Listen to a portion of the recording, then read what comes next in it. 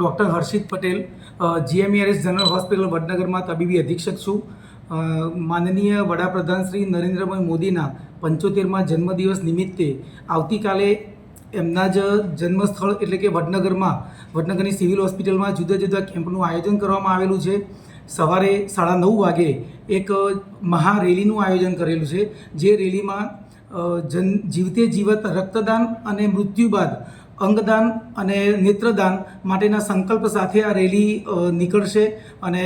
વડનગર સિવિલથી ચાલુ થઈને હાટકેશ્વર મહાદેવના મંદિર સુધીની આ રેલીનું આયોજન છે, જેમાં 300થી 400 નર્સિંગ સ્ટુડન્ટ તથા મેડિકલના વિદ્યાર્થીઓ જોડાશે. આ ઉપરાંત 17 સપ્ટેમ્બરથી 2 ઓક્ટોબર સુધી વડનગર તથા આસપાસની સમગ્ર જનતા માટે અલગ અલગ વિવિધ કેમ્પોનું આયોજન કરવામાં આવ્યું છે, જેમાં એક ઓબેસિટી ક્લિનિક, સ્ત્રીઓ માટે બ્રેસ્ટ કેન્સર અને સર્વાઇકલ કેન્સરના નિદાનની વ્યવસ્થા તથા બીજા સર્જરીના રોગો, દાંતના રોગો, પીડિયાટ્રિક બાળકો માટે ન્યુટ્રિશન અને વેક્સિનેશન તથા મેડિસિન વિભાગમાં જે